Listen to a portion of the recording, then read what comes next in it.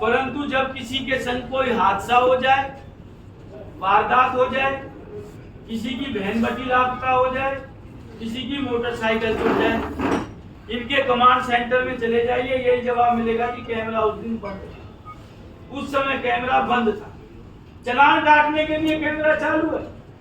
उस कैमरे में पता नहीं कौन सी भ्रष्टाचार की ऐसी चिप लगाई है कि गरीब के दोहन के लिए तो वो चालू है। जब गरीब को सुख सुविधा चाहिए, कोई सुराग चाहिए, कोई साक्ष्य चाहिए, मेन उन कैमरे का उद्देश्य ये था कि अपराधियों में डर बैठे कि आप 24 घंटे सीसीटीवी कैमरे की निगरानी में। उसमें तो ये सफल हुए नहीं, परंतु गरीबों को लूटने में, हजारों रुपए के चालान काटने में ये लोग सफल जरूर हो गए। धन्यवाद। विधायक जी ने जैसे बताया कि 9 साल जश्न मना रहे हैं, तो उसीलिए हमने भी 9 बिंदु रखे, 9 सवाल। इसमें तकरीबन फरीदाबाद की जो आज हालात है उसको आपके समक्ष रखने का प्रयास हम कर रहे हैं, ताकि आपके माध्यम से पूरी फरीदाबाद की जनता को ये बात मालूम। वैसे तो हमारे सीनियर नेताओं ने स्टेट लेवल पे जो प्रेस कॉन्फ्रेंस पहले की है, दीपेंद्र हुड्डा जी ने और रहमान जी ने, कि हरियाणा सरकार ने जो जश्न मनाया 9 साल का, और 9 साल में हरियाणा कितना पीछे गया है मुझे आपको बताने की जरूरत नहीं है, वो बता चुके हैं। हम आज केवल फरीदाबाद के वो जरूरी मुद्दे उठा रहे हैं, वैसे तो मुद्दे और भी ज्यादा हैं। विधायक जी ने उठाया, मैं बात करता हूँ मझावली पुल और जो अन्य पुल यहाँ पर फरीदाबाद में बने हुए हैं या बने। आप सभी को याद होगा, नितिन गडकरी जी ने 2014 अगस्त में शिलान्यास किया था, कृष्णपाल जी भी साथ थे। उन्होंने कहा था कि 18 महीने में ये पुल पूरे कर देंगे। वैसे तो उन्होंने ये भी कहा था कि 18 महीने में पूरा हम शुरू कर देंगे फरीदाबाद जो मथुरा रोड है इसको भी, लेकिन इस पर भी अभी तक काम चल रहा है। 6, 7 साल में तो पलवल वाला पुल इन पे बना, इन्होंने 18 महीने के लिए आप दी। 6 लेन का काम भी इन्होंने सब सारे म्यादें इनके 18 महीने। तो मैं मझावली पुल पे आता हूँ कि अभी तक अब 10वां वर्ष शुरू हो चुका है इसको, अभी तक ये शुरू नहीं। तमाम तरह के मामले उछलते रहते हैं, दौरे होते रहते हैं, कभी मंत्री जी जाते हैं, कभी अन्य नेता जाते हैं, अधिकारी जाते हैं, लेकिन पुल नहीं शुरू। ये बड़ी पीड़ा की बात है। ये बता पाएंगे कि कौन सा एरिया इन्होंने कमर्शियल किया, कौन सा प्लॉट आज तक कमर्शियल हुआ है, कितने प्लॉट हुए, क्या उस पे श्वेत पत्र ये लोग जारी कर पाएंगे। इसी तरह नगर निगम घोटाले की और अन्य बातों की चर्चा भी हुई। नगर निगम नरक निगम बना दिया है भाजपा ने। मूलभूत सुविधाओं का पूरी तरह से अभाव है। आप कोई बाहर के लोग नहीं, आप इसी शहर के रहने वाले हैं, हमसे बेहतर आप जानते हैं, क्योंकि आपकी जो गतिविधियां रहती हैं पूरे जिले में रहती हैं। यहाँ नगर निगम के अधिकतर क्षेत्र में पीने का पानी उपलब्ध नहीं है। कुछ एक सेक्टरों को छोड़ दिया जाए तो अधिकतर कॉलोनियों में या तो पानी आता नहीं है या गंदा पानी आता है, काला पानी आता है। लोगों के आरओ फिल्टर सिस्टम खराब हो चुके हैं। यहाँ ज्यादातर लोग खरीद कर पानी पीने को मजबूर हो रहे हैं। इतनी बड़ी तपस्या करी इन्होंने, पैदल चले इन्होंने, जो कि कपड़े पहनने बंद कर दिए इन्होंने, इतनी करी, उसके बाद भ्रष्टाचार खोला 200 करोड़ का। क्या हुआ? कुछ नहीं हुआ।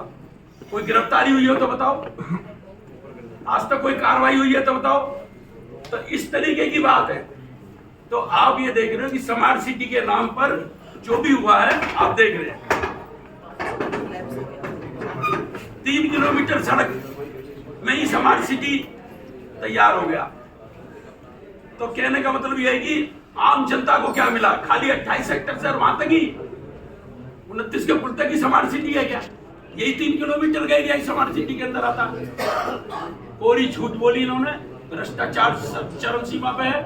नगर निगम बदहाल है, हुड्डा में चले जाओ तो लूट है, नगर निगम में आईटी प्रॉपर्टी, आईटी के नाम पे लूट, पेंशन के नाम पे लूट। जिस तरीके से आज फरीदाबाद की परिस्थिति है आपके सामने, ये जश्न मना रहे हैं 9 साल बेमिसाल, 9 साल फरीदाबाद बदहाल, ये आपके सामने। स्मार्ट सिटी के नाम पे कबाड़। ये बहुत जरूरी सा है, जरा सब पत्र गवाही सुने। वैभव अग्रवाल स्थानीय विधायक 89 विधायक का रिश्तेदार, जिसकी बांके बिहारी के नाम से कंपनी है, आप नोट करें। एमसीएम में भी 90% टेंडर उसको, इंटरलॉकिंग हो, आरएमसी रोड हो, कोई भी काम हो, और एडीसी ऑफिस के अंदर आने वाली ग्रांट में भी 90% काम उसको दिए जा रहे हैं।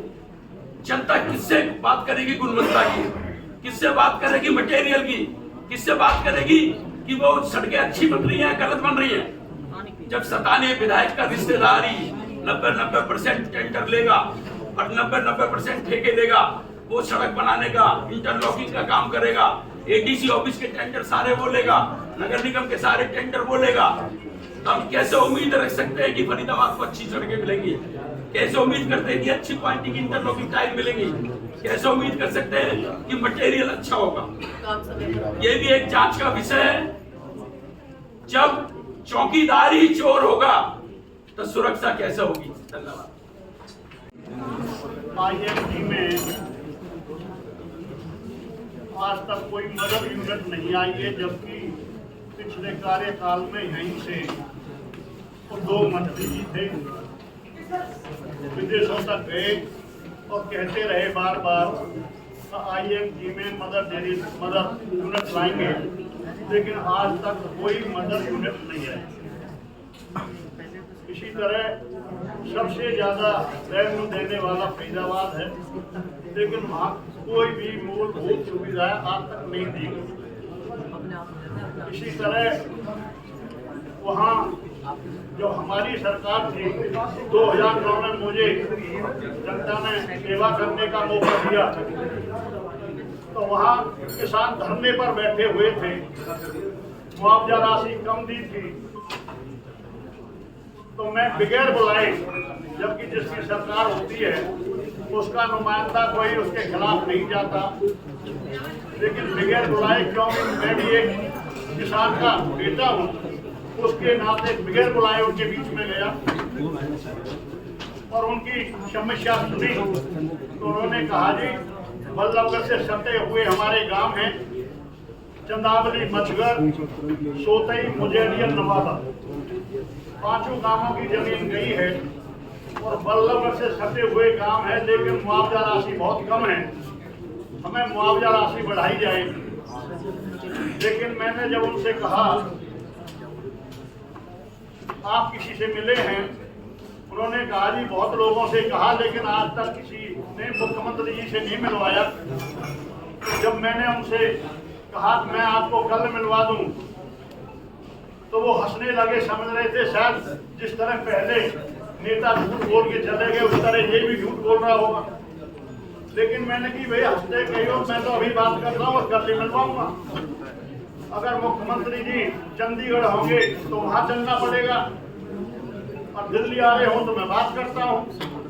उन्हीं के सामने मैंने फोन पर बात की, तो माननीय मुख्यमंत्री जी भूपेंद्र हुड्डा जी दिल्ली आ रहे थे, शाम को सुबह 10 बजे का समय दिया गया, और मैंने कहा आप अपने धरने लगाए रखें, केवल जिम्मेदार जो लोग हैं मेरे साथ चलें।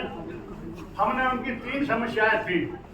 पहली मुआवजा राशि बढ़ाना, दूसरी 5 गांवों के प्लॉट जिनकी जमीनें गई थी उनके बदले उन्हें प्लॉट दिए जाने थे, लेकिन वो एक जगह दे दिए गए। 5 गांवों के लोग अपने गांव के पास प्लॉट चाहते थे और एक सरकार उस पर भी नफा ले रही थी। जिस रेट में जमीन मुआवजा राशि दी है उस पर नफा ले रही थी। ये था भी रस्तों के जितना पैसा और लगता है, जितने में सरकार को जमीन पड़ रही है रास्ता काट के, उसके बाद हमें उसी रेट में पैसे प्लॉट दिए जाए। तो उसमें तीनों बात हमने मुख्यमंत्री जी के सामने रखी। मुख्यमंत्री जी ने उन्हें दिल्ली में मिलवाया। उन्होंने कहा भाई आपको चंडीगढ़ आना पड़ेगा, एक कमेटी बना लो। मेरे से कहा भाई रघुवीर इनको वहां लेके आ जाना। चंडीगढ़ गए, बात हुई तो तीनों मांग मान ली गई।